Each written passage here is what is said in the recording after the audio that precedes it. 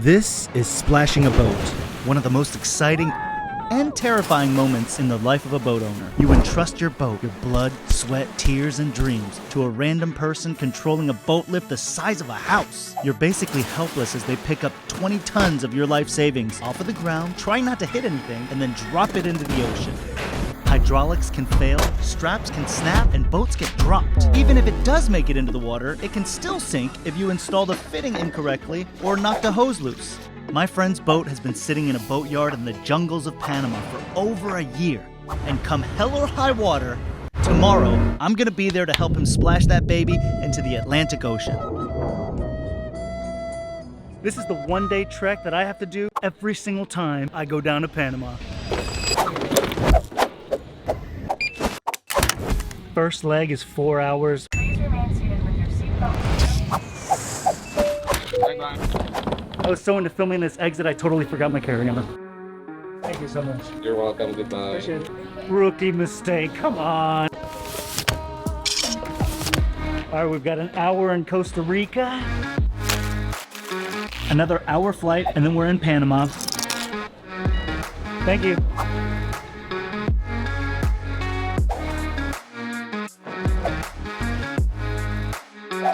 I forgot to reserve a rental car, which may not be a problem at all, or it may mean that I'm gonna get completely ripped off.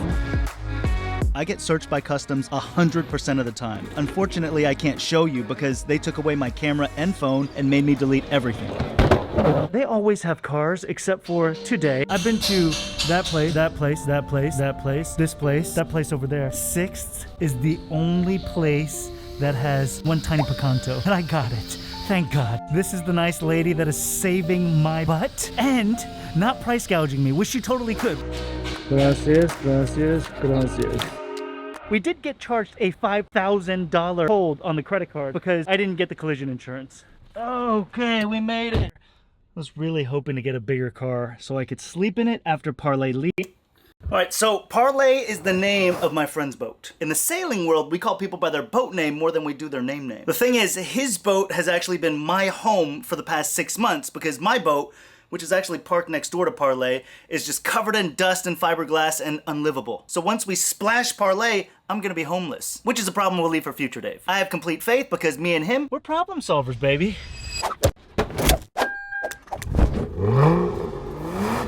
We just have a short 3.5 hour drive from the Pacific side of Panama to the Atlantic side. There's no way we're gonna make it because it's already 11 o'clock. There's just something about McDonald's French fries that makes them so much better. Don't you dare judge me. This is always my first stop after I leave the airport. I guess it makes me feel better about leaving the family.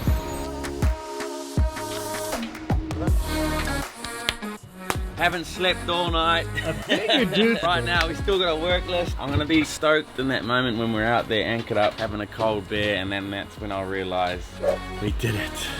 And that's my buddy Colin. Always calm, always collected. He's got this air of cool that just follows him around wherever he goes. I hate him. But once that boat starts moving, you're gonna see a totally different side of him. He's gonna be so excited, he won't even know what to do with his hands. We're taking care of all the last minute things to be ready to splash. My job is to expose all these bulkheads, which is quite fitting, don't you think? Because that's the entire reason why we're here. We are gonna expose these bulkheads.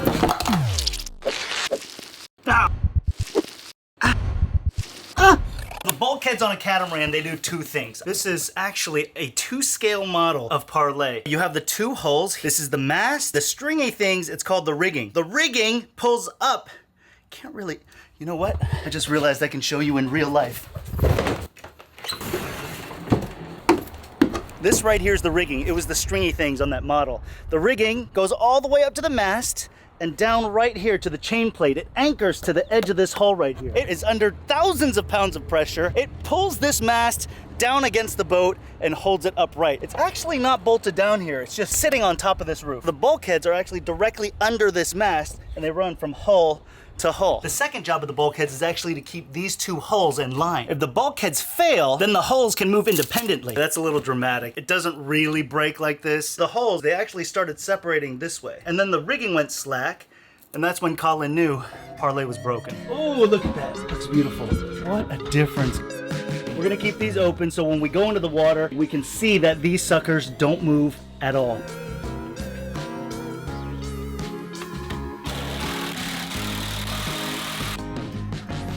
These two silly little bulkheads, the entire reason why we spent a year down here in Panama. And actually the only reason that I even know Colin. His bulkheads were broken, my bulkheads were broken. I stalked him down to this marina and basically moved in next to him to learn. But in the time that it's taken me to fix my bulkheads, he's fixed his completely, built a solar roof, replaced all the electronics including lithium batteries, installed an underwater sonar system, and he even extended Parlay, like physically made the boat longer. Colin and I have been neighbors now for almost a year, and it's just, you just take things for granted, you know? The massive slings are now in place. Once they lift us off, the stands will come down and we'll be hanging around in midair until we hit the water. It's the first time in my boat life that I've had to say goodbye. You could feel the boat swinging around the second we started backing up. It's going down. Dude, what do we do? What do we do? It's happening. It's crazy. He's freaking out. When you've been looking forward to something for over a year and it finally happens, it just doesn't feel real, no matter what your eyes tell you. We are actually halfway across the boatyard. That's our boat over here, and that's where Parlay's been sitting for the past year.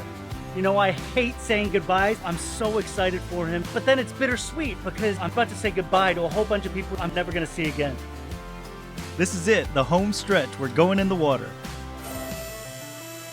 We are floating, baby, but we're not out of the woods yet. We still have to check every single through hole in the boat to make sure nothing is leaking. You're listening for any creaks, moans, groans? I remember this cabin here was just screaming at us because there was a crack all the way through this bulkhead here. Can't hear a single noise.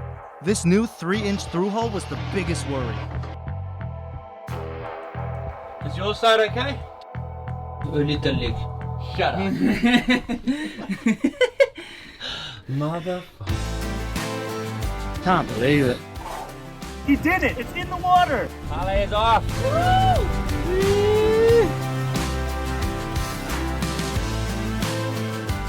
I live for these moments, standing at the helm, captaining your own boat, and taking control of your life for better or worse. This is why we traded everything for boat life. We're doing 7.5 knots straight into a pretty stiff breeze.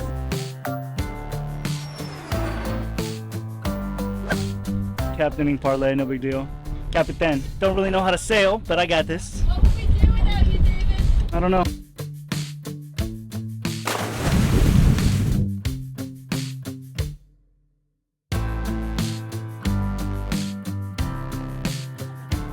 I think the ass tattoo is the ultimate guy tramp stamp. Apparently all the guys aboard have ass tattoos, except for Colin. I got this ridiculous ass tattoo when I was 14. Apparently this dude, ass tattoo. Tomas, ass tattoo. Benji, you don't have one too, do you? Ass tattoos all around. You guys have lower back tattoos? No. What are you trying to... No, I'm just trying to see if you guys also have tramp stamps like we do. The girls aboard don't have tramp stamps, but the guys do. So, go figure. Let's go breaking this dive board. It's always the simple things that bring the most joy.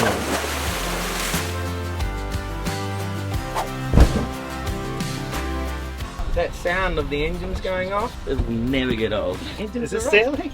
This is what it's like to sail. This is sailing? Wow. Autopilot working, sails working. The ocean has this way of making my problems seem so insignificant. And then everything fades away and I'm left with the present moment. And I get to share that with the people around me. Subscribe. Now that Parlay is gone, I really am homeless. Next time, I convert this tiny car into the ultimate camper van with a half-twin bed and a mini office. Until then, check out one of these videos.